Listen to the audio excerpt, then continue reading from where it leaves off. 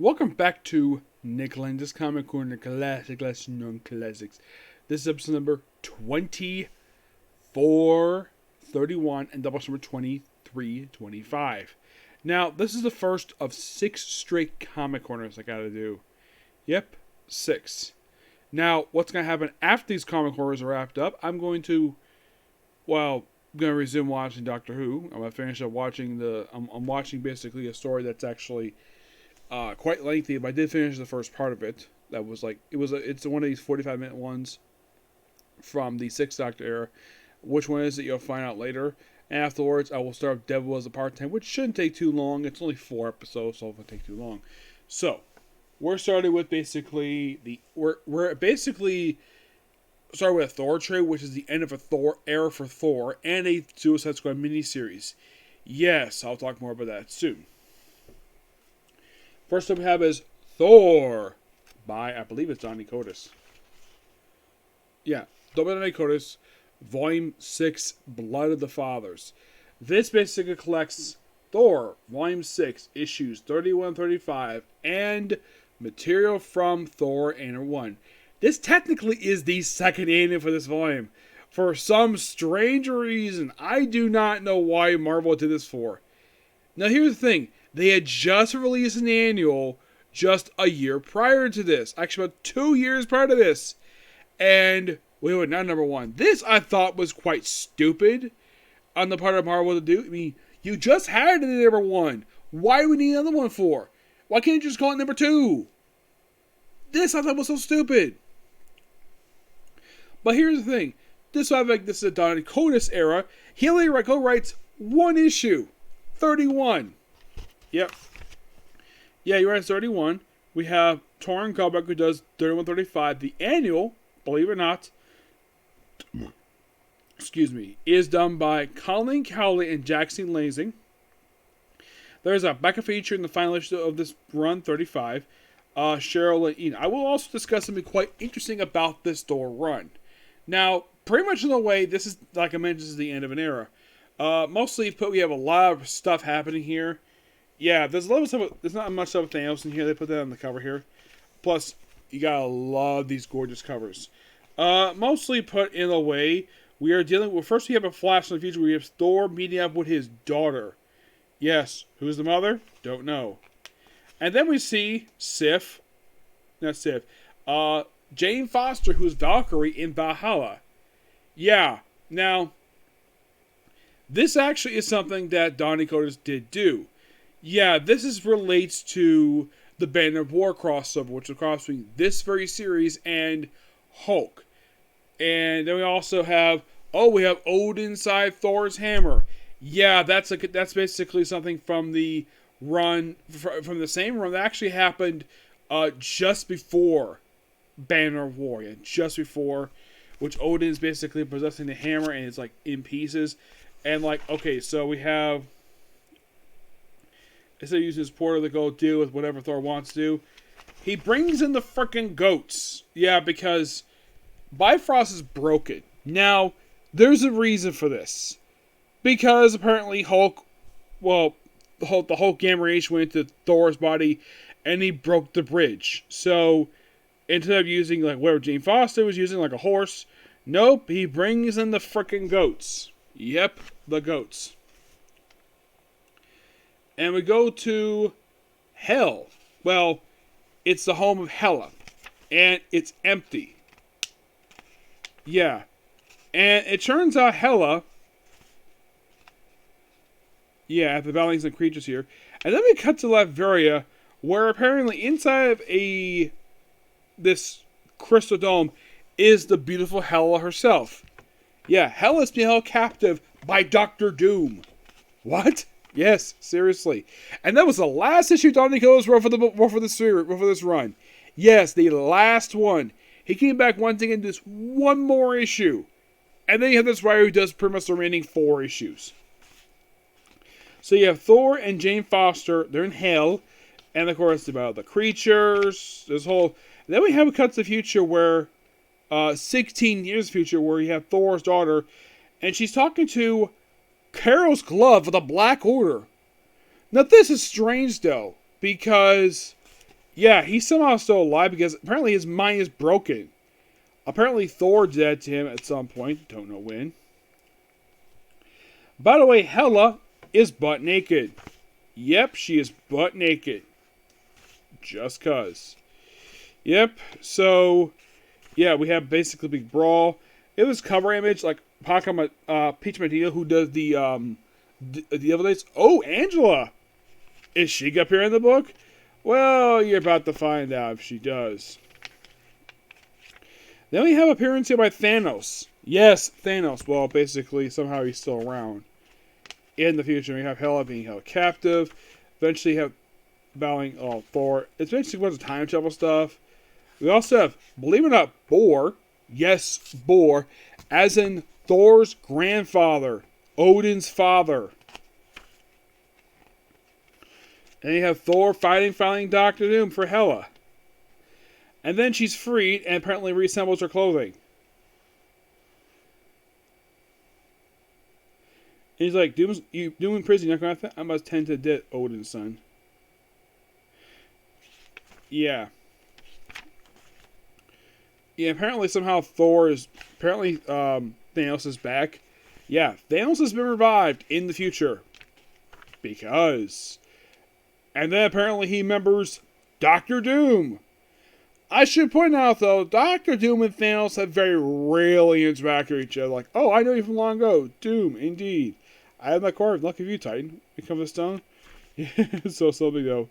And then we see, look like a version of Tessa Thompson with Clara's glove. Really interesting stuff. And you have Thor battling Thanos again. Yeah. And then we have the final issue of this run. Yep. 35. We pretty much we have Mjolnir basically look like it's fully restored. Back. You know, we'll get to that. So, yeah, so. And then we have Thor visiting his brother in Niflheim, the home of the Frost Giants, where he brings him his daughter, the goddess of death. Is it Hela? No, it's this other woman here with this. I think it's Hela, but come on. Shoot, slipped my hand here. Yeah, then we have basically a big wrap up here. Very interesting here. And then, of course, Thor basically says goodbye to Jane Foster. And then we have One Door Closed. We have Thor at Avengers Mountain. Yes. Yep. It's like a day with Thor's life. Thor as an Avenger. And then we cut to the annual, which should be A number 2, not A number 1.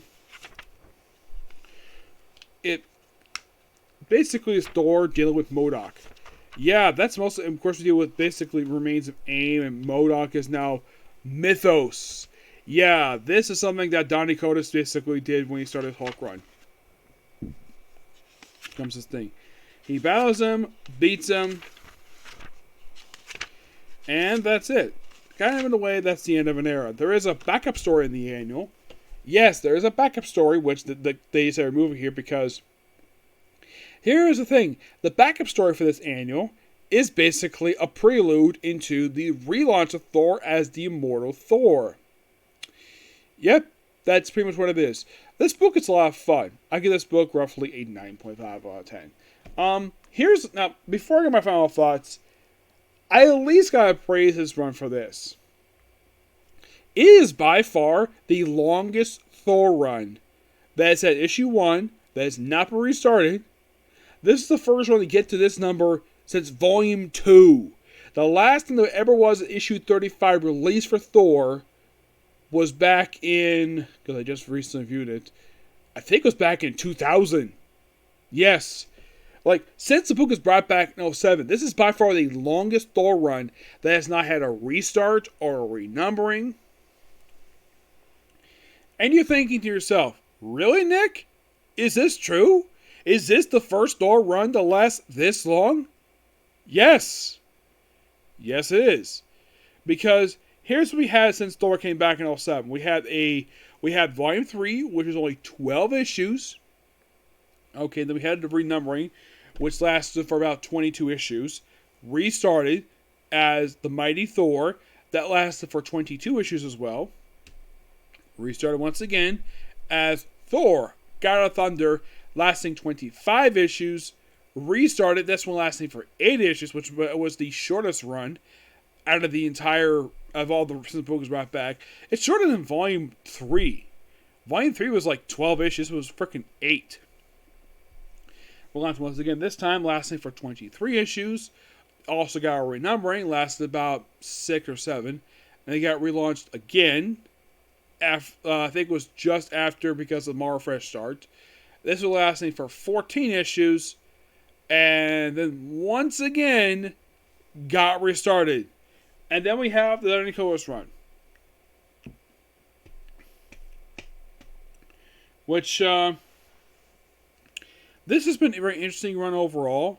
Like, this is shocking, the fact that this is the first Thor run that lasts this long. That's not, like I mentioned, not restarted, not had the renumbering.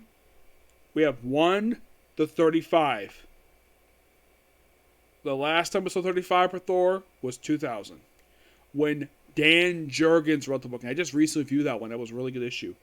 But this run, I actually thought this one was really interesting. It doesn't ignore what Jason Aaron established to do. Well, kind of. They do kind of undo something at the start of the run. Because at the end of the previous run, Thor's eye is gone, because that was by Malekith. Malekith did 2 things to him. They also had Malekith, prior to that, he lost his arm. And he got a replacement arm, which in the future, that was actually a destroyer arm.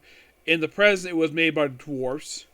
So we had the whole robotic arm thing. He was unworthy for a while, which was a very interesting concept.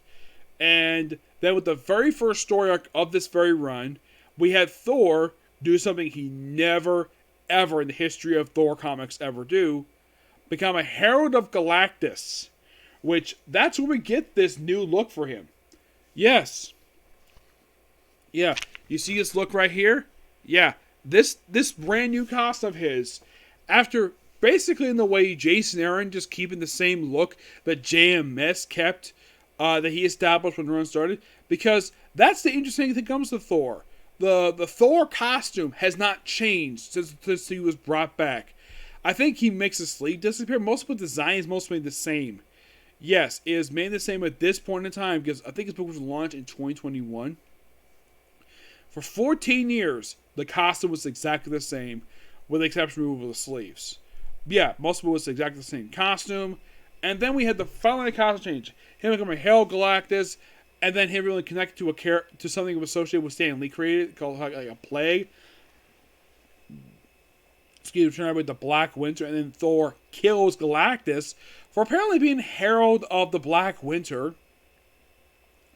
And then Dan Slott undid this in Pages of Fantastic Four when he revived them in that book. And you probably think, okay, so that was an interesting start for this run. Yep. And then we had stuff related to a few other things here.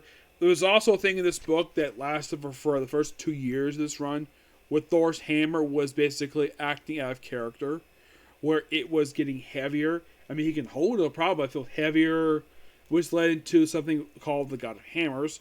And Angela is featured occasionally in this run. But this one was quite interesting for what it was. It has some really cool ideas, and I thoroughly enjoyed it. And yes, I just like what Donny calls from Venom, I bought every single trade of this whole run. And here's something quite interesting, though, about this you might find shocking. Did you know that the woman who wrote this, yeah, it's wrote by a woman, she would actually write Venom. She used to go from Al Ewing on Venom because basically she and Al Ewing swap books. Al Ewing gets Thor and she gets Venom. And also gets another book I'll talk about soon, because we have another book getting restarted. But this run was quite interesting. My friend Edgar was not a fan of this run. Purely because what he did with Donald Blake. That's one thing he didn't like about this run. We made Donald Blake a villain. He killed off Red Thor. Yes, a character not been seen since the 90s. And he basically appears as a corpse, as basically something to play at Thor. And at one point, yeah, Donny was basically having a connection with his run for Doctor Strange. I thought that was interesting. But having this one end with Thor fighting Doctor Doom, that is awesome. I love it. I thought it was really good. Though sadly put, when they have the immortal Thor backdoor pilot, this whole thing of Thor's hammer being broken, yeah, that gets fixed. Yes. Because this is twice this has happened where any kind of damage on the Thor is completely fixed by the next run. But nothing physically to Thor this time, but just his hammer. And my guess is it probably needed the relaunch because, well, Donny is basically... Now, here's the thing about this that I should bring up. For some reason, and this was not revealed at the time, Donny disappeared from Thor and Hulk. Now, Marvel never explained what happened to him. Like, he just stopped writing the book, and here's something Marvel's not done in years. And you want to know what that is? Having a new writer come on the book and not restart the numbering. And you're thinking, when the heck was Marvel last time Marvel did this concept? Aside from Star Wars, if we think about it, Marvel has not done this in over a decade. Because Marvel's got this very stupid policy where every time we have a brand new writer come on board, gotta hit that restart button so badly, despite the fact the book is publishing for maybe 2 years. Yes, this has been irritation for readers for years, and people are getting sick of the relaunches. Because that has been a constant thing every single freaking time we have a brand new writer come on board. We gotta hit that restart button every time. New writer, restart. Despite the fact number makes no freaking sense. It makes people go freaking confusing. I know I'm ranting. It's an old rant. It's something you've ranted about for years. But here's the thing. Marvel did something they don't do anymore. Keep numbering going. Thank you for not doing that. Thank you. And by the way, not the only book doing this, by the way. Excuse me, because Venom gets a brand new writer, who is Turin Gobek. And here's the thing. No new number one. They keep numbering going without restarting the numbering. I mean, if you think about it, like, can anybody remember what was the last book prior to these two books that wasn't Star Wars? That Marvel did not decide to restart the numbering when they bring in a brand new writer? And you're thinking, what could have been the last book to do this? Off the top of my head, I think it may have been Astonishing X-Men. That was the last book I can think of where they had to change a writer and they did not restart the numbering. Because people have been complaining for years about the constant restarts for Marvel.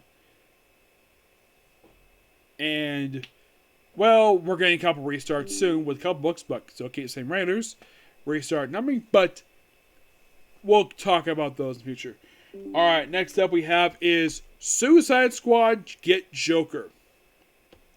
A Black Label book that is kind of canon, written by Brian Azzarello, yes.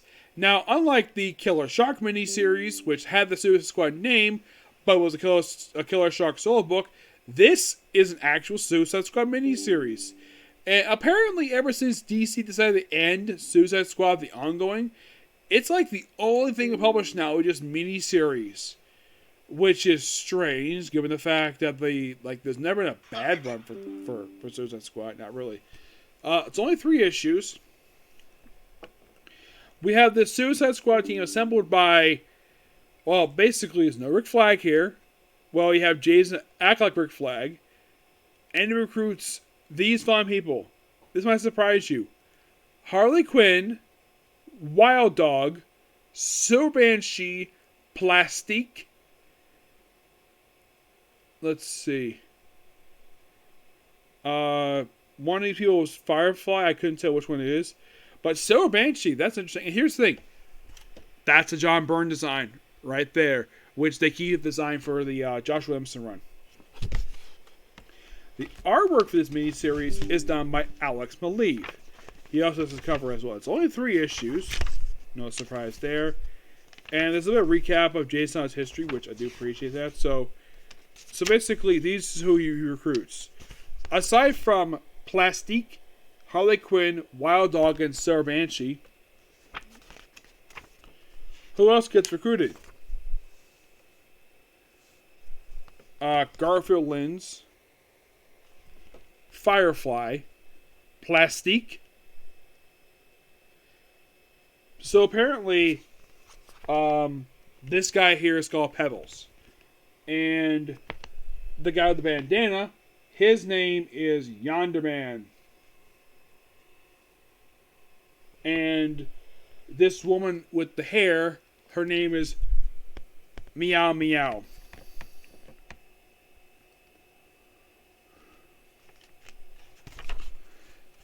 Yeah.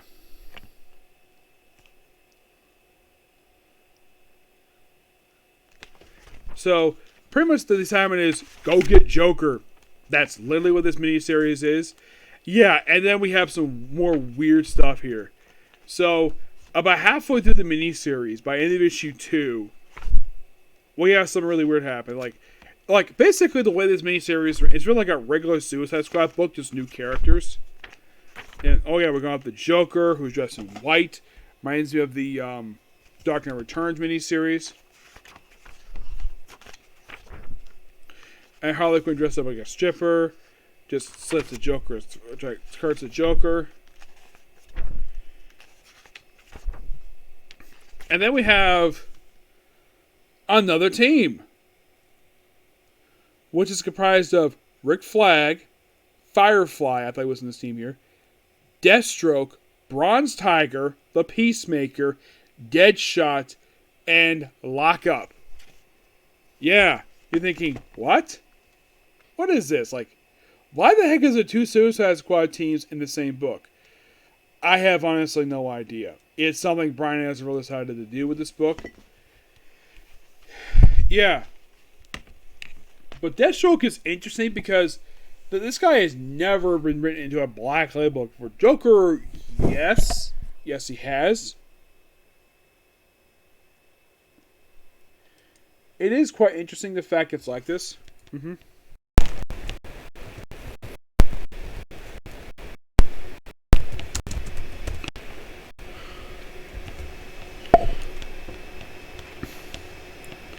So it's basically, we have another Firefly. We don't know who he is. So we have Bloodsport, Deadshot, Deathstroke, Peacemaker, and Red Flag.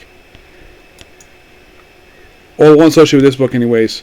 So apparently the guy I thought he was Bronze Tiger. No, it's Bloodsport. Yeah, this is based on the movie version of the character. Mm-hmm. Yeah, we're Flag, Peacemaker, Deathstroke, Deadshot. Yeah, this is interesting. Goes to continuity is called Get Joker. Yeah, and then they kill off Sarah Banshee and Yonder Man in issue 2. In issue 3, they kill off more people. In issue 3, Pebbles and Plastique get killed off. And Joker apparently gets killed off in the final issue of this miniseries. Also, Toyman's here. Second Toyman. And Bloodsport dies. Yep.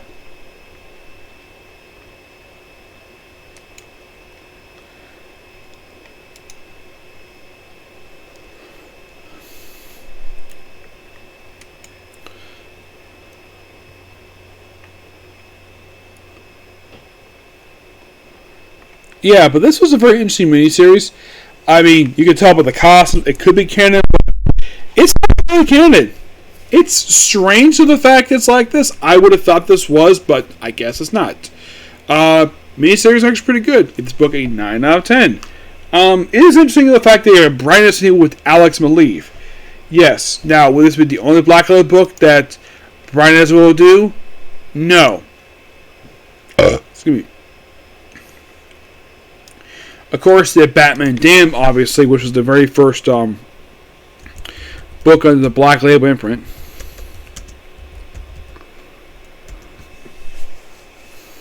Yeah, that was the first one that he worked. That was the first one that came out. And this, I think, let's see, this was the 3rd book he worked on? Yeah, this was the 3rd one. And if you're really curious, though, Is there any other books you're working on for Black Label? No, nothing's been solicited. So kind of the way with this very book, I kind of went through, I would definitely say pretty much all the Black Label books by Brian Azzarello. And when I done was run for DC, no, not really.